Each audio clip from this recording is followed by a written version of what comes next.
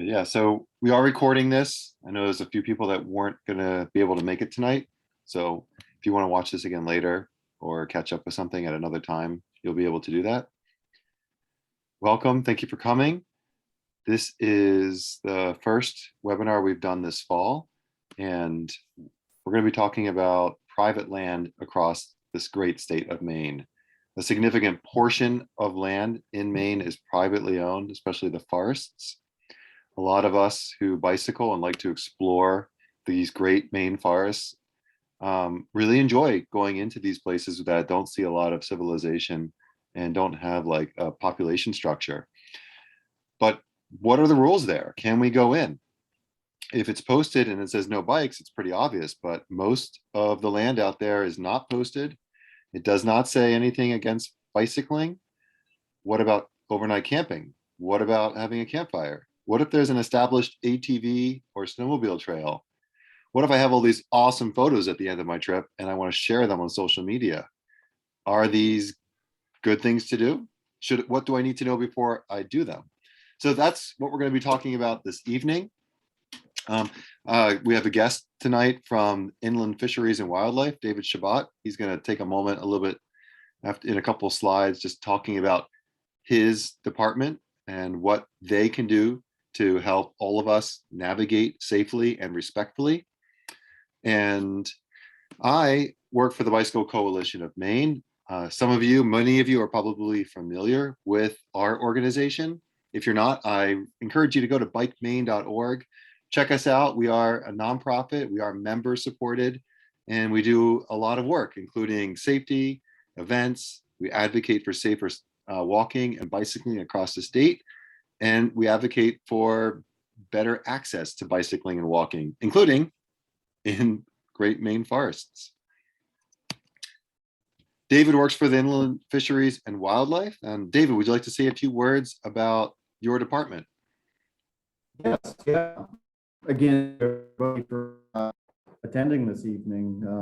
You're definitely a unique little user group that we'd love to make contact with. So anyway, I'm a corporal with Maine Warden Service. Work for the Maine Department of Inland Fisheries and Wildlife. And of course, our job over the 25 years, I've been on for 25 years. My job has, in the mission, really has continues to change with society and the way and what people want from the outdoors. Not only do we manage Maine's fish and game, but we also oversee all the recreational vehicles, the motorized ones, boats, ATVs, snowmobiles. Well, as we've found, more and more people are starting to hike, starting to go bicycling, kayaking, just going out for walks on their own properties or on other people's properties. Definitely this whole 18 months here has changed the way people are recreating in Maine. Therefore, we're seeing issues that really had never seen or even come up before. And we have our traditional users, our hunters and our fishermen, the people we know, right? The people that buy licenses from us. We're really comfortable talking and communicating with those folks. And then we have the non-traditional users, our hikers, our foragers, our bicyclists. And these are the groups that we're finding a way to try to reach out. So I'm extremely glad to be here this evening and hopefully provide some type of input. My program is a landowner relations program. So my goal is to work with Maine's landowners in order for them to keep their land open and allow free and open access, which has been a tradition in Maine, since we became this great state back in the 1800s. So that's my sole job. I have a counterpart.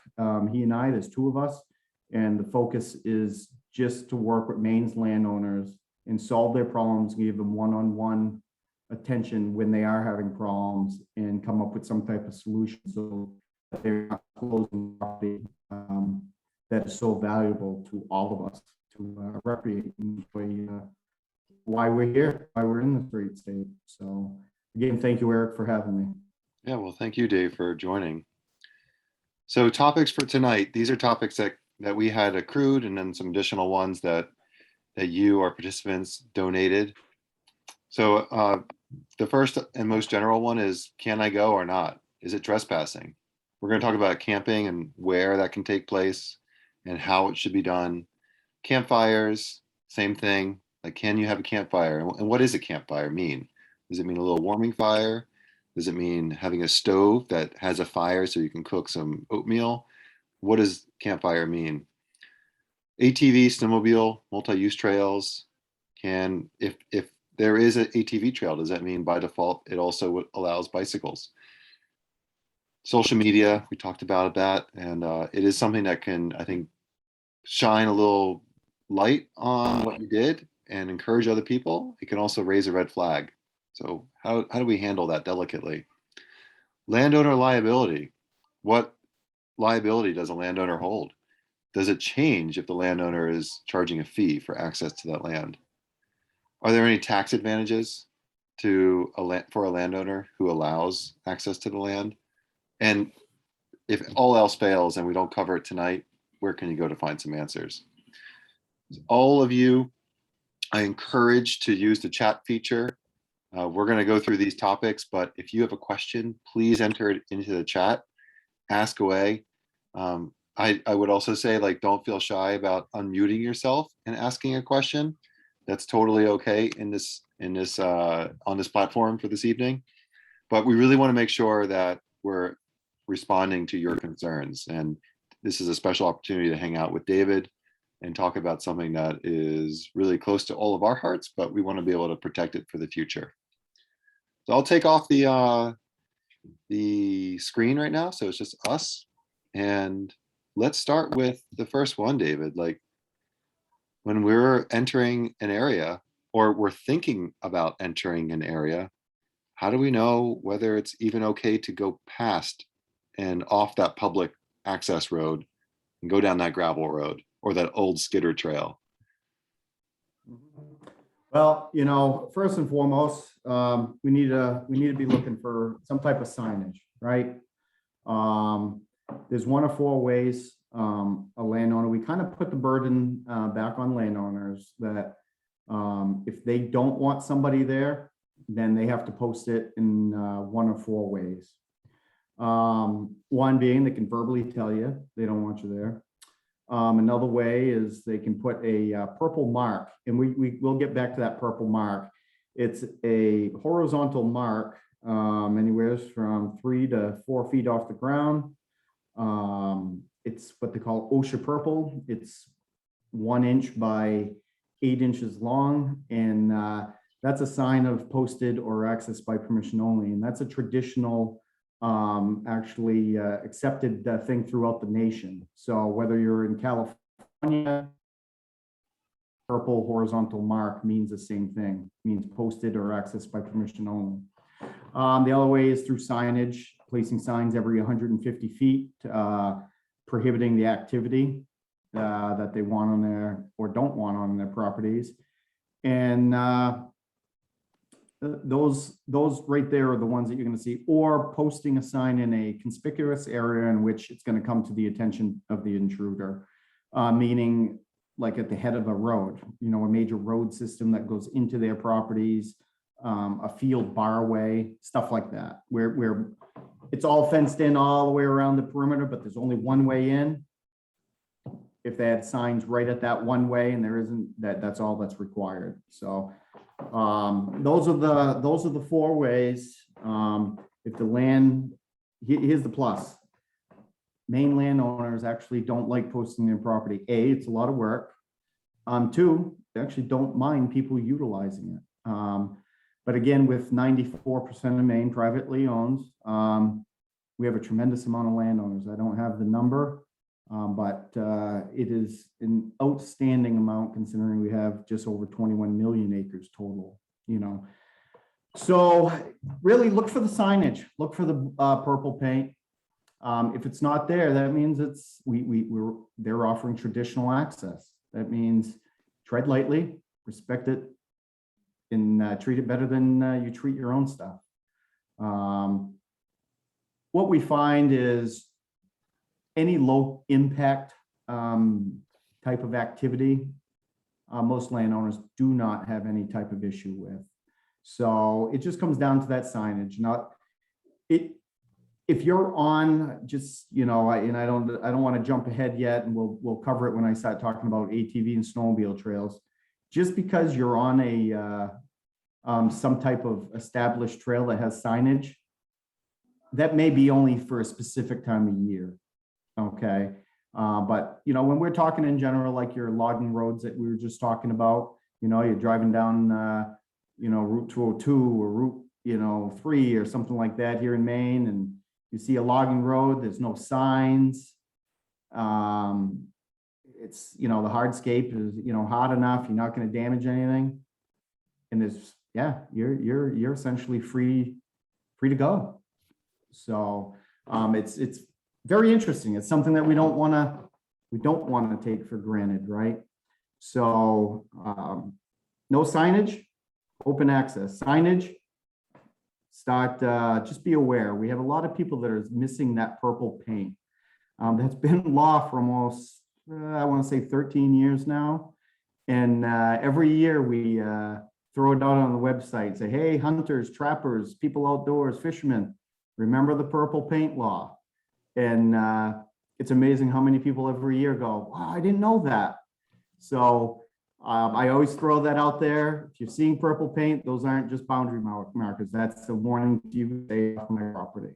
So That's good to know. I don't think I remember that purple paint until someone reminds me of it every like couple of years.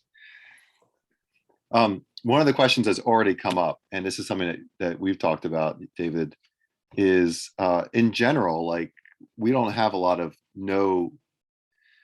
we find that we can go a lot of places that are owned by timber company or land management companies that don't formally want bikes there. If you were to call them, they might say, no, we don't want you there. But if you're there at the location, there isn't a sign. So how do we balance our use of these areas that aren't signed, but at the same time, if we were to dive a little deeper and ask more questions, we would raise the red flag? mm-hmm. You know, that's that Pandora's box, right? If you are well aware that they don't want you there, don't go, right? It's one of those things where courtesy goes a long ways. Here's the thing is, I don't like creating problems when there isn't one. And again, I don't know necessarily, this is something new, right? I've been in Maine's woods, forests and fields and waters for 25 years in a career where I'm out there every day. I've yet to run into one of you folks. And, you know, so it's one of those things that if there is clear signage prohibiting you, or you have knowledge of them prohibiting you, at that point, you're taking that risk of trespassing and being charged. If it is a legitimate, hey, I had no idea,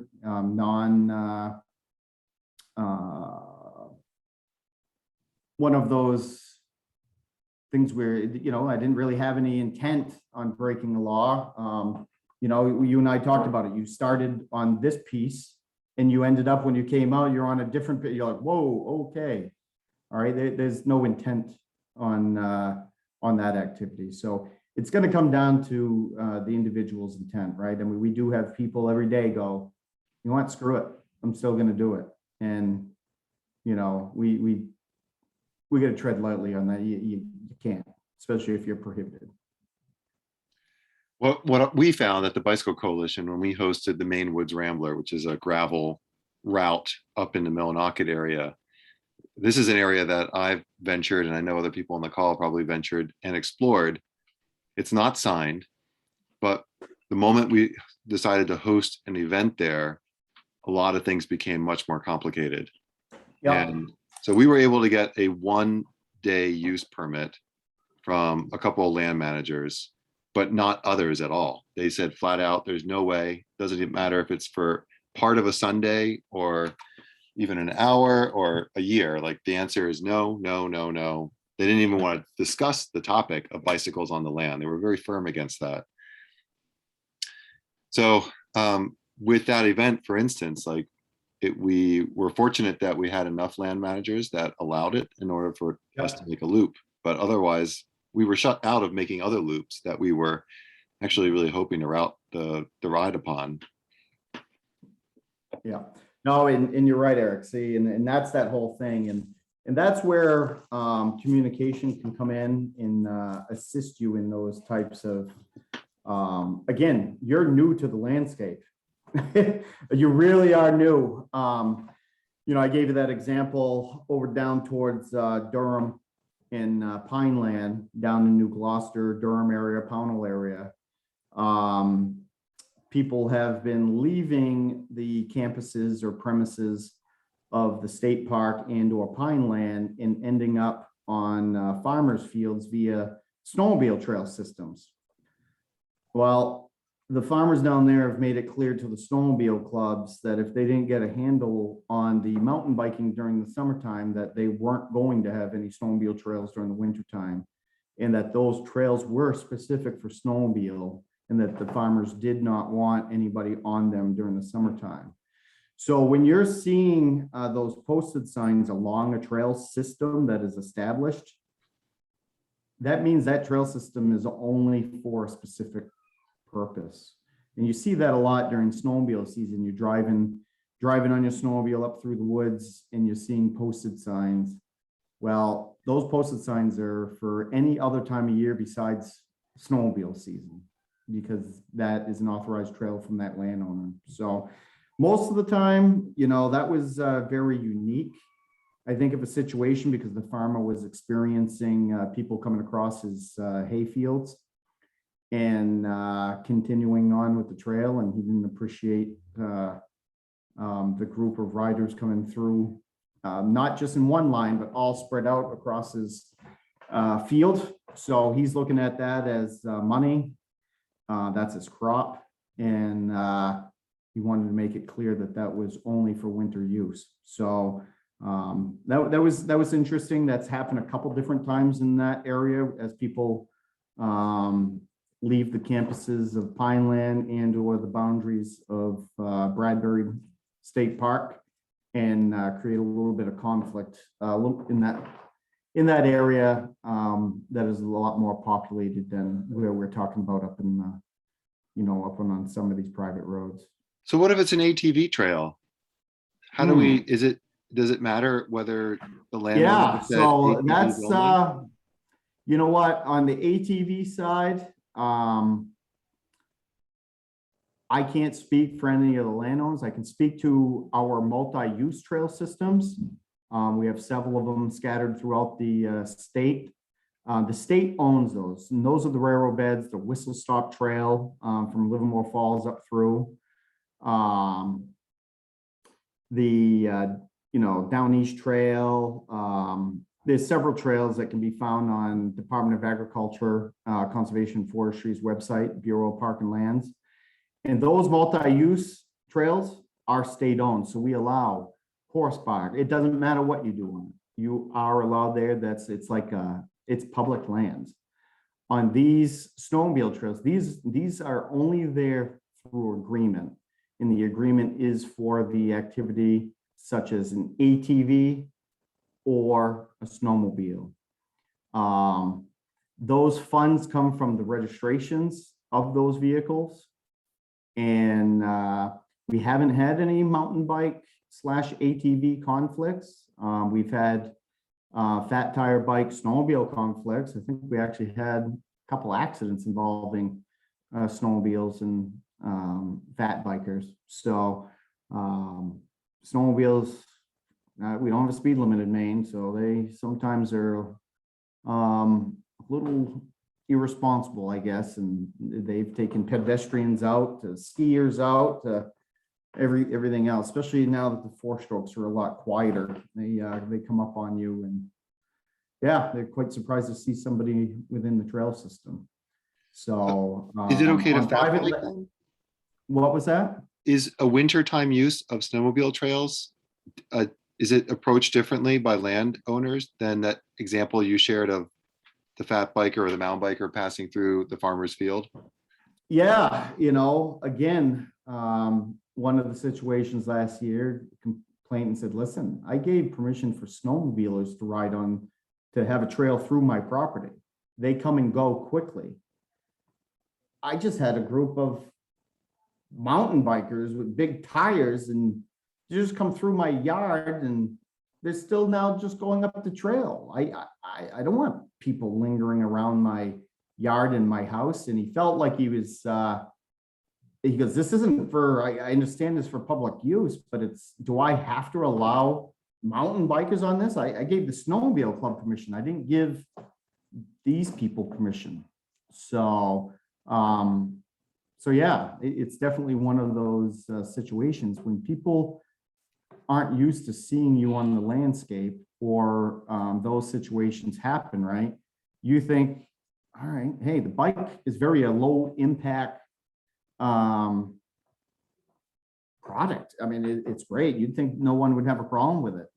No, they do. And I think that's what's great about your organization is I think you can do some of that public outreach and try to educate people, right? Educating the landowners. And I think the more popular this becomes, I think the more education you're going to have to provide and kind of open people's eyes to what your group and what your activities seek, right? It's not like you guys are Maine 4x4 Jeeps, I mean, that's an organization here in Maine 4x4. I mean, those folks want to take their Jeeps on somebody's property and yeah, that's not going to happen. Believe it or not, though, they've actually had landowners open up their properties and say, yeah, you can use my property in the back 40 and go mud it up and try to climb the rock piles with your trucks. I mean, they've had successes. So again, that's something I think you guys are going to be able to provide. I commented earlier on your website and how organized you guys are. I think this is I think it's a great way to enjoy the outdoors. It's kind of eye-opening to me when you're talking about this trekking and camping and long distance biking. It's definitely an interest. Well, we'll have to get you out there, David, on a bike. Getting old there. So as far as use of ATV and snowmobile trails, I'm up in the Bangor region, and it seems like every town has a snowmobile and ATV club. Do you find we have seen that some mountain bikers join these clubs? They become paying members. Do you ever get that trickle effect towards your end that, it's really great that this is happening or it's helpful?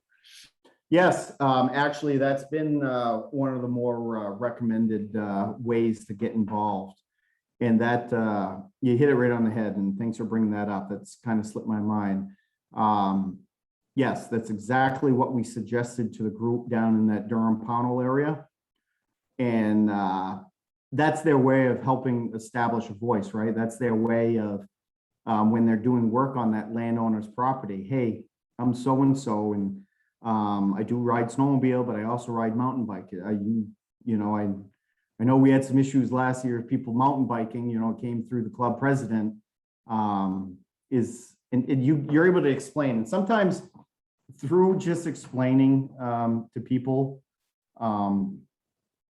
it's sort of like the ATVs, right? Everybody thinks of an ATV as one of those, a simple one, you four-wheeler and, well, do you know how hard it's been to change the mindset of a landowner to allow a 65-inch, 2,000-pound machine that looks like one of those sand racers now?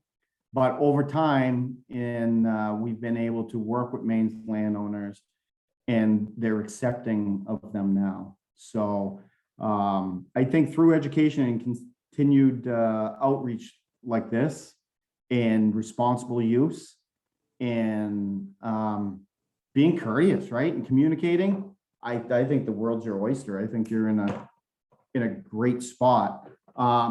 What we don't want to see, and we have had happen, was it Mount Adamaticus down towards York County, in a couple areas, you do have some rogue bikers out there making their own trails.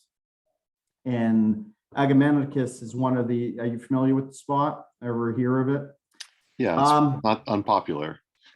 Those, all those trails were, in a big majority of them, are illegal. They were cut without anyone's permission. And we actually had police officers and game wardens and cameras and trying to catch people cutting another trail system last year. So that hurts, right? Because that's a small little group that's probably local, but man, that's like a punch in the face to everybody else. And it's illegal to cut people's trees down without permission. So it's one of those things that it's that small fraction of people that ruin it for us. And, you know, that's a great example that I can think of right off, that one spot where it was strictly a mountain biker group that established illegal trail systems. Yeah, so I think that the theme that we really want to run with here is leave no trace. Absolutely. That's a theme we've been trying to pass on to everybody, right? Leave no trace, take in, you know, carry in, carry out. I mean, there's a lot of simple concepts that go a long ways. Well, before we move on to camping and campfires, there was one good comment regarding use of ATV and snowmobile trails. I think this is especially true with snowmobile trails where you have the snowmobiles travel much faster than an ATV would. But that is use lights, use flashing lights, get really bright, high visibility ones, and keep them running all the time. When I'm on a snowmobile trail, I get off the trail when I hear an engine coming. Yeah. Just so I'm not, first of all, I'm visiting. And second of all, I want to make sure that I'm not going to get smashed. Absolutely. No, your light idea is hands down priceless, you know, and I wish more folks that ride the roadways. I tell you, sometimes the bright clothing, perfect, but the lights always capture your eye in some way. But there's some folks that wear dark clothing, depending on the lighting and stuff. You're like, whoa, where the hell did that biker come from? No, your light idea, that lights can't. That should be a mandatory, hands down. That right there is, I've picked up on many bicyclists just because of that small little LED light they're wearing. Yeah, and they're really much better than they were 10 years ago, even. So let's talk about camping and campfires, because that I think is also like a really wonderful way to use the outdoors, to be away for an overnight trip. Yes. So we've kind of established how to identify whether we are or are not trespassing. If we're now on this gravel road or skidder trail, can we camp and can we have a campfire? Yeah. Well, let's start off with the camping portion, right? Again, that comes down, was there any signage prohibiting that activity? If there isn't any signage prohibiting the activity, then it's traditional open access, right? So at that point, we tread lightly, we leave no trace. Here's what bothers Maine's landowners: fires. Fire danger and fire threat to our Maine's forests is, these folks bought these properties as investment. That timber is has a value, has a significant value. What's going to take that value away? Fire. That's why we have so many laws pertaining to fire. It was, when I was researching it, I was like, wow, there's an awful lot of laws on when and how and why and how you can create a fire. So I kind of boiled it down to organized and unorganized areas. In the organized area is areas in which, you know, there's a municipality, there's a town government, you know, southern central Maine, up through, you know, Bangor, a little east, a little west. So If they're in a corporated town, then we will consider that an organized area. If it's an unincorporated town and or a unorganized township, such as, you're right, Unity Township up in towards Unity, all the way up through the North Maine woods. So let's start off with the organized areas. You cannot have a fire on anybody's property unless you have permission from the landowner. It's pretty straightforward in the law.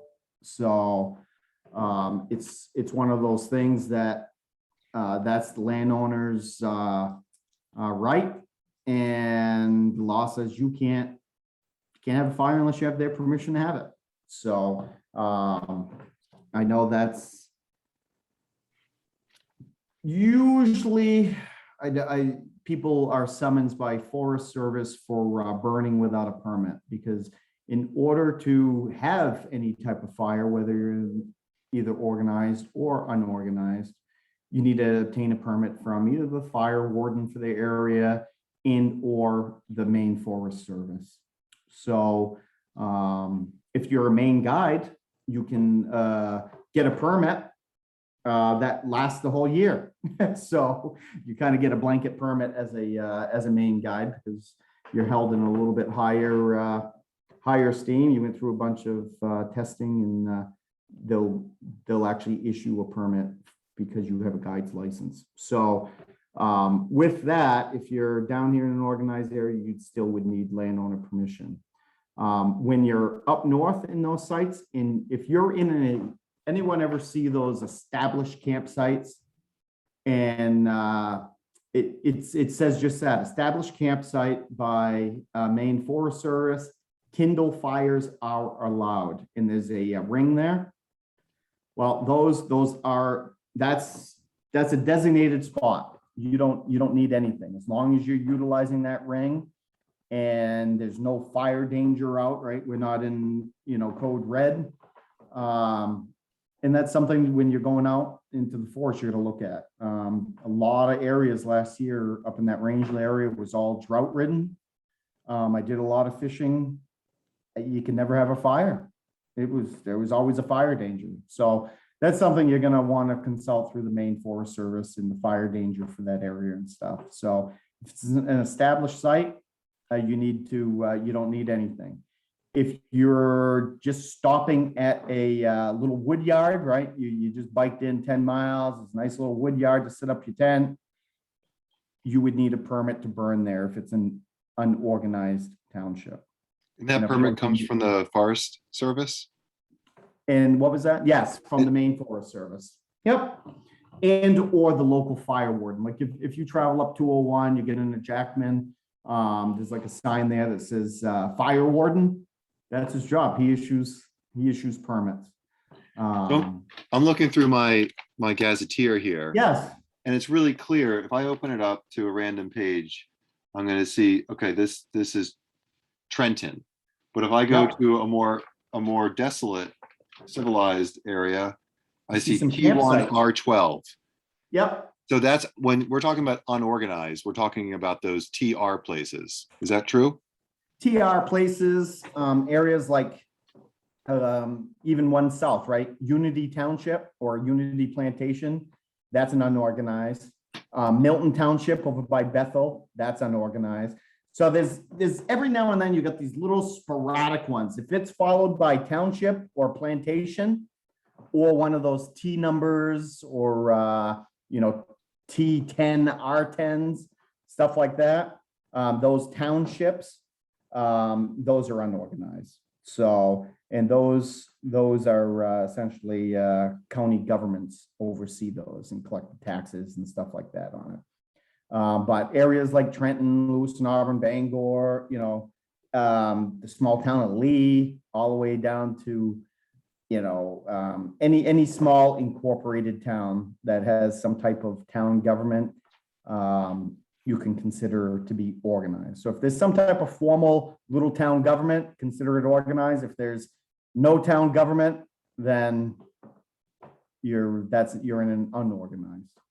And is this the best resource to actually discover Yeah. what is or isn't organized? Yes, yeah, that main atlas, what a important little book. And I love it when people still have those, I tell you. That right there has been a gift to Maine. David DeLorme traveled around the state of Maine in his little VW van, peddling that out of his VW van. Very neat gentleman that created that map. He had a vision and became a very successful man before he sold it to Garmin. So that is a fabulous resource. Just know that some of those campsites on there were put on by Maine Forest Service or other folks. If it's a approved site that doesn't need a permit, you're going to see the proper signage there by the Maine Forest Service. You know, I'm just going to put it in the chat right now. I was made aware earlier this year that the entire Gazetteer is available in an electronic version Yes. that you can then open with the smartphone using the Avenza maps, and it'll actually tell you exactly where you are in the Gazetteer on your phone. So a pretty cool tool if you're not familiar with that already. It is, it's actually kind of priceless, especially when you're going out into Maine's fields and forests. If you have a map, you can get anywhere. So yeah. So another question came up when we're looking at the Gazetteer here. When we see a campsite there, does that mean any campsite in that map is okay to use for camping and having a fire? Very open-ended there. Yes. And then if it's an approved site that has the proper signage there, then you're all set. Again, if you're in unorganized township and you have a permit and you're at that site and there's no fire danger and you can have a kindle fire at essentially anywhere in that unorganized area with a permit. That's good to know. It's when you get down into these organized areas, you can't have a fire unless you're unless you get permission from the landowner. So best practice, you're entering an unorganized territory, call ahead. Get a permit. Get that permit. Does it cost anything? Yeah. I want to say it's what, $7 if you do it online, I think. Okay. So if you get it local, usually they're free. But I think if you do it online, you can get it for an extended amount of time. And again, that's through the Maine Forest Service.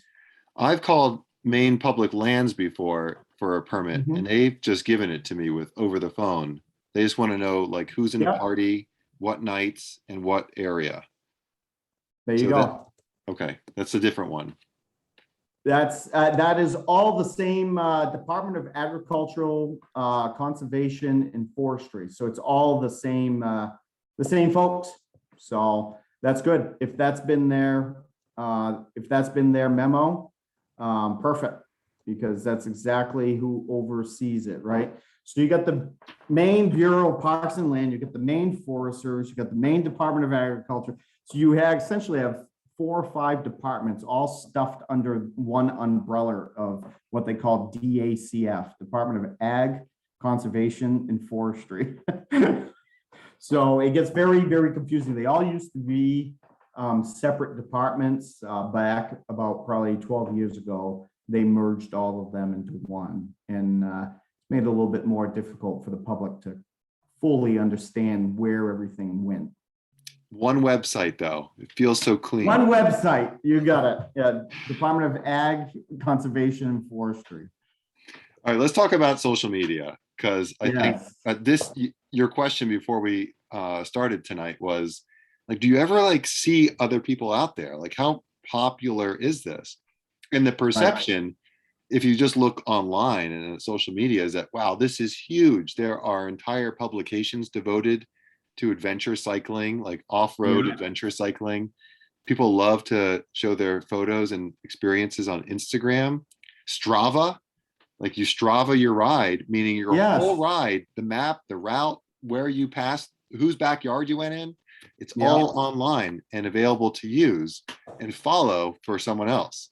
Yeah. So on one hand, this is really cool because we're encouraging people to do something that is really healthy, to get outside, to pedal, to explore the nature, the natural world. It's good for our soul. But on the other hand, are we going to inevitably cause a wave that comes back and haunts us? You know, Eric, just for a minute, I saw something pop up here. A gentleman asked about what about camp stoves?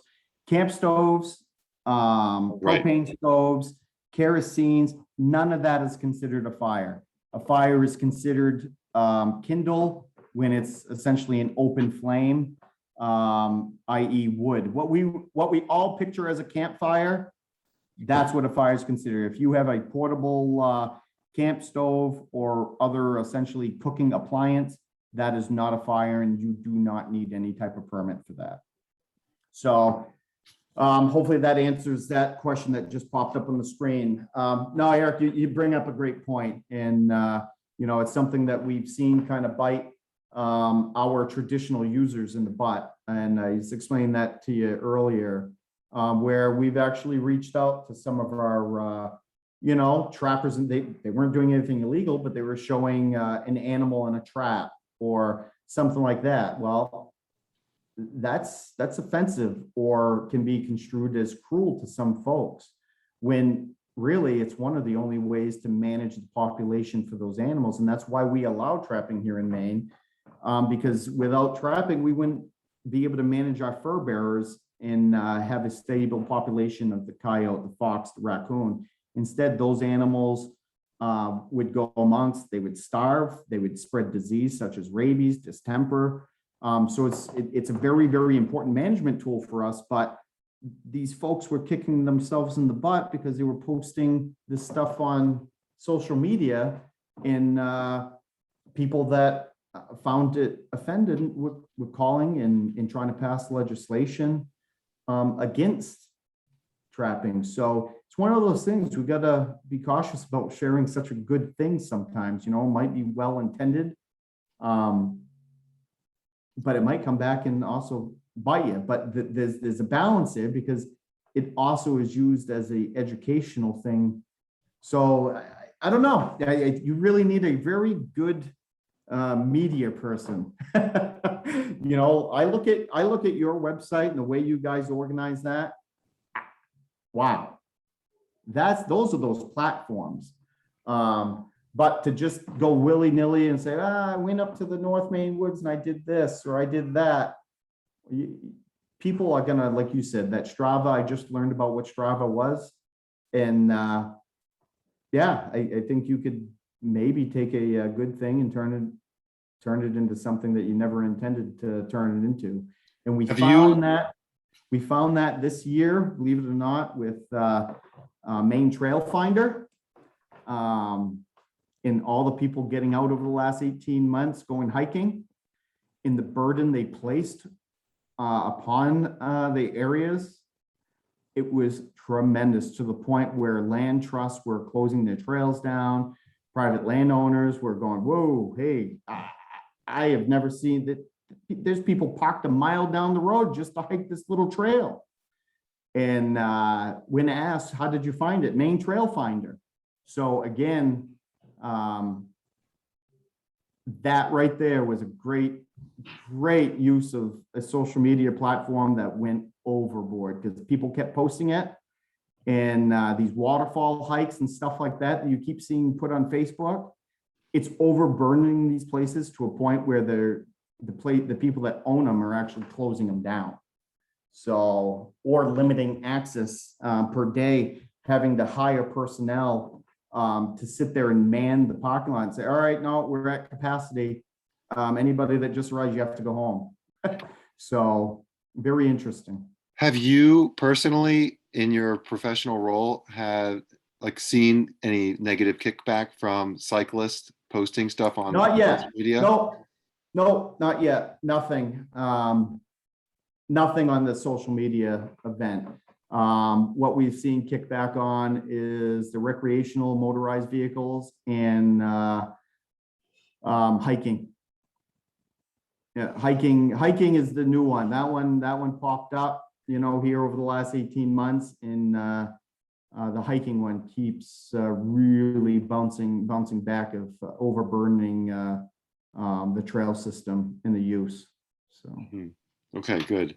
so we didn't talk there's about another this. low impact thing. So, One of the things that I feel like what we're talking about in some ways is using gravel roads and old skidder trails, which there's a lot, there's many more miles of that in the state than there are hiking paths. Yep. But if we are on, I think it almost goes without saying, but if we're on one of these on a bicycle and we see a motor vehicle, especially a logging truck, but yielding is best practice. Hands down, you got to remember, the rights of the road and the rules of the road don't apply on private property. So you hit it right on the head, Eric. You got to yield. The rules of the road that are out on the highways pertaining to bicyclists don't pertain on private property. Okay. No, you hit a great point. Do you feel like there are other ways other than showing respect by yielding? What other ways that we haven't talked about? Is there anything else that we haven't talked about where what we do and what we practice can be more respectful and show more courtesy to landowners and managers? Yeah, we just need to be, you just hit it right on the head. We just need to be conscientious pertaining to where we are and what we're doing. Tread lightly, leave no trace. You know, if you want to have a non-headache type of trip, there is a tremendous amount of state public lands in Maine Department of IF&W wildlife management areas. And I think as this group gets even more organized than you are, there is some opportunities within these properties to maybe help with maintaining some of the trail systems that are already there. In, you know, I know they've done that on Androscoggin Riverlands in the state park there. And yeah, it's been very successful. So we do have lots of public lands that I think are there, be a great opportunity to start looking at as well.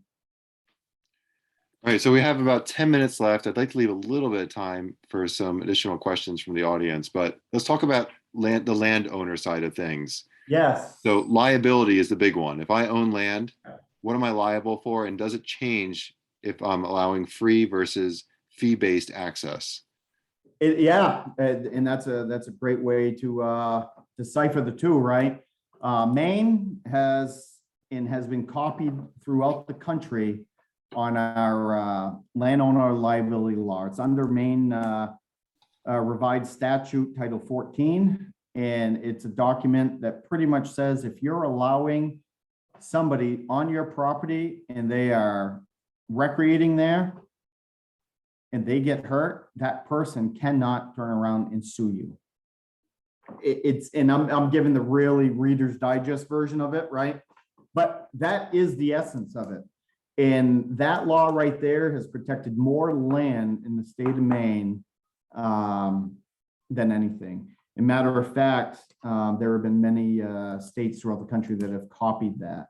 That law was created 25 plus years ago and has been a very important statute. Matter of fact, it's been tested multiple times and the landowner has always come out on top. So that's great news for us. Again, if a person charges a fee, guess what? You just opened yourself up to some liability because now you're receiving some type of remuneration, and they're going to look at it as that's business. You're receiving money for a service that you're providing, i.e., you just opened your land up. I always, when people ask about that, landowners go, "Well, can I charge? Can I lease my property to somebody?" Well, you can't lease it for hunting purposes. You can lease it for other purposes, but you're opening yourself up to liability if in fact they were to turn around and sue you because something happened, or they fell down a well or something like that. You should, at that point, well, I leased the property for them. They should have told me about the well, because now you're turning it into a business transaction versus a recreational open opportunity in Maine's tradition of traditional open access. So you're making it a business transaction when, and that's before it wasn't. It was an accepted practice. Therefore, you're protected under Maine landowner liability.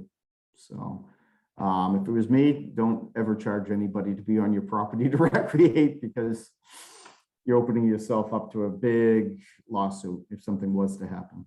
Yeah, I see it. I'm putting a web link in the chat here. So one of the FAQs is, if I charge for access, does that mean I lose my liability protection? Yeah. And it does sound like it doesn't sound like it's a yes, no answer. It sounds like you're entering a gray area. It's not, but boy, you're going to have to hire a lawyer. It's going to cost you some money to offer that protection. Yeah, I thought it was interesting that if you don't charge, then actually the plaintiff is responsible for all the legal fees up until like something may get proven, and that's very unlikely. Very unlikely. It hasn't happened yet. Yeah, well, that makes it unlikely.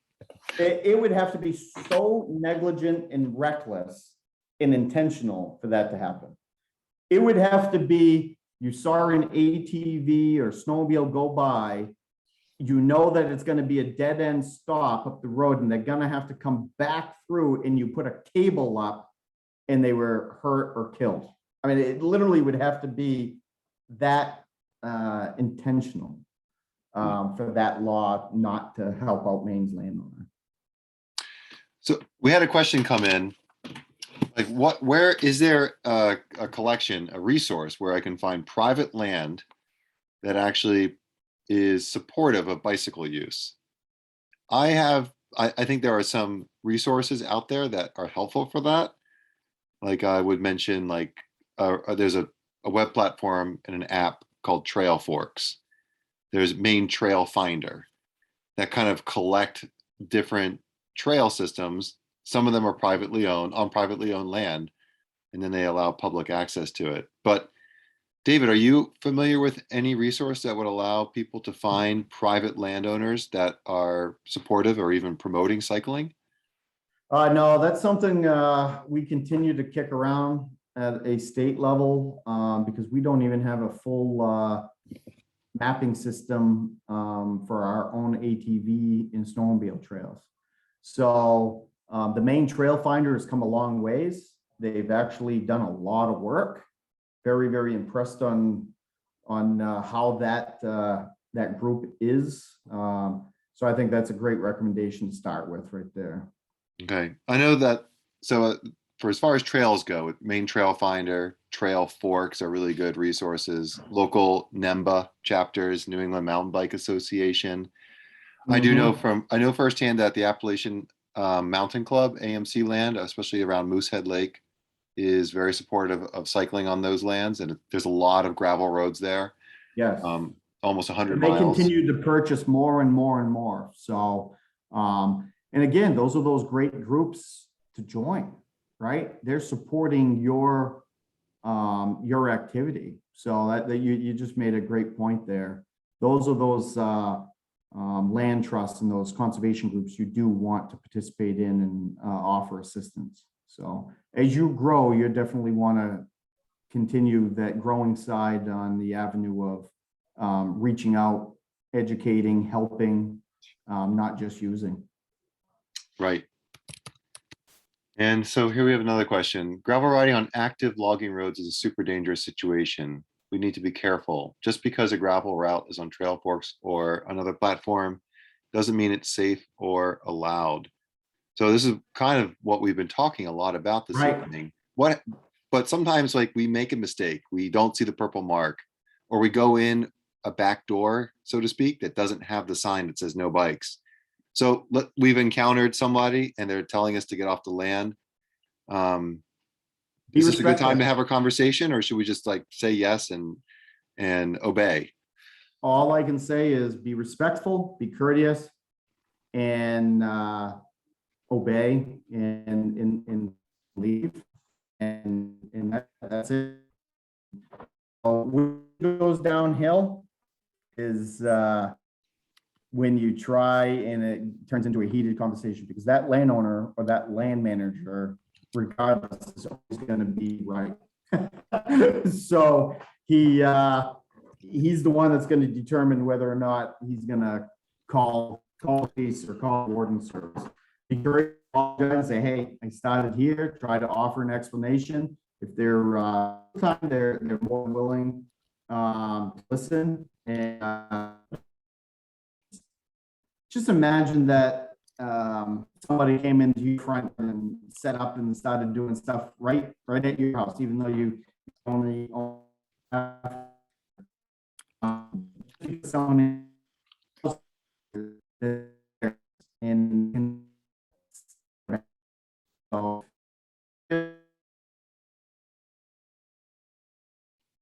Uh-oh, we lost David. So I just put a few extra hints in the chat window here. If people are interested in coming and finding some routes to ride on, most of the routes we have on Where to Ride are road, but there are several gravel routes there. Someone asked about road riding on private lands, and I can't think of any. There's not many paved roads that are that I would say are private roadways. I can think of a couple, like the Golden Road is partially paved in a few areas. You wouldn't want to take a road bike on that. Great paved roads in places like Acadia National Park, but again, that's a federal area. Maybe someone else has an answer to that as far as where can we find privately owned paved roads. Does anyone else? David, you're muted. there we go. Now I got nothing on that one. I'm trying to think of parks or areas like that. I can't even picture that besides the few that you just mentioned. Okay. All right, well, does anyone else have any other questions? And I see that I only sent my link to one person, so I'm going to send it to everyone by accident. Hey, Eric, this is Colin. Hey, Colin. Hey, Dave, thanks so much for being here tonight. I have a question about hunting. Yes. Was riding some timberland gravel roads this past weekend. It's moose hunting season. It's also bird hunting season. A lot of folks are on the road looking for those species to shoot at. And I had the experience of the road was posted, no vehicle access. It was probably set up for winter for snowmobiling.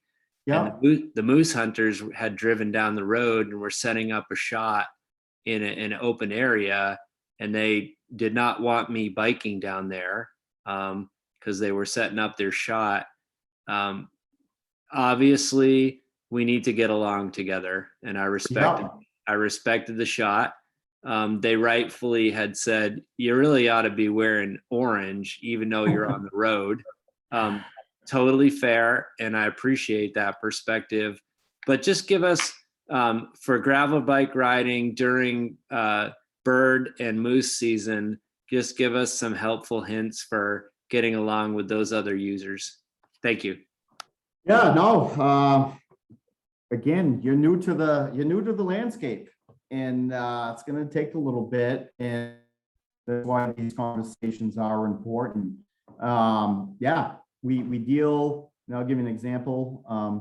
During an open hunting season, I tell you, I'm always astonished on how sometimes people are injured by another, whether it be a mistaken identity type thing, which I don't know how you can ID a person as an animal, but fluorescent orange is always a great idea. So that's nice, helpful advice. It's not law, not unless you're actively participating in the activity. It's the hunter's responsibility to ID his target. So again, it's one of the things that's a great idea. For them to say, if you're right, you have every right to be on that gravel road as they do, all right? They can't block a gravel road. Actually, people used to do that to the point where we actually had to create a law, but I actually think it speaks more to motor vehicle access. So this is very interesting that all I would ask is do what you did. And because those moose permits are hunting opportunity is a very valuable time in the Maine woods. And moose hunting was very, very difficult this year and seems to be getting a little bit more difficult. So, and the same thing with bear hunters, deer hunters, and everything else, and bird hunters. I would ask that you do just exactly like you did. Hey, all right, I respect you being out here. We can all be out here. I'll go in a different direction. So I appreciate that. And again, open, clear communication, adversarial, and I think it really goes a long ways. Usually if we can communicate properly, we can all get along. And again, I appreciate you doing, I think you hit it right on that. What you did is exactly what I would ask anybody, a hiker or anybody else to do. And the same thing with any hunter. You see somebody there, don't go in just because you can. Just because you can legally do something sometimes doesn't necessarily mean it's the right thing to do. We can't forget about being courteous and being human, right? So can doesn't necessarily mean it's okay. Respect goes a long way on both sides. So for anyone interested, they do make orange helmet covers specifically to make yourself more visible to hunters. You can get an orange vest that is cut for cycling that does the same thing. So plenty of materials, plenty of options out there to wear orange that don't kind of crunch your style. Yeah. For you folks that are, out here during this fall, orange is a great idea, but also trapping season for canines, fox and coyote is starting up, and you may come across an animal in a trap. All right. You do not have a legal right to touch that animal or to dispatch that animal. You have to leave it there. The trapper is required to check his traps once every calendar day. So he's going to come back and harvest his animal. And but if for some reason you were on day 2 and you come back by and well, at that point, it's illegal and we would like to know about it. You can contact any of the state police barracks in the state of Maine or call 1-800-ALERT-US, which is Operation Game Thief, and let us know about that. It's something that we monitor. We monitor trapping pretty heavily to make sure that everybody's in compliance, because it is one of those activities that people can go either way on. So there's our personal information there. Feel free to email me anytime. I mean, my job is to work for you folks, the citizens of the state of Maine, but also be that avenue to the department. I don't patrol the field. I actually work Monday through Friday now. Took this promotion there a couple of years ago, and my main job is to inform, educate, and help the citizens and Maine's landowners. So those are my numbers there, my cell phone, my office number, and then my email.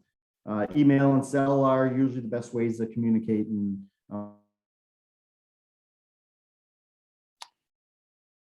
Dave, we're losing you again. Yeah, if you don't hear back from me usually on the same day, it's because I'm on a day off, and I got 25 years in, and I got a lot of time to burn. So yeah, I've called you several times, and you've always been really quick to respond. I've always appreciated that, Dave. Does anyone else have any final questions before we call tonight? Thanks for coming. David, thank you for sharing all this really awesome information, and look forward to seeing you out there, David. We'll do some overnight camping. This is great. Keep growing it as a group, and you know, being a group with one voice is definitely beneficial. And I think you guys can promote something that's fabulous for the state. So All right. take Well, care and thank you very much. you're welcome. Thanks, everyone. Good night. See you Good night. out on the great lands. All right, take care.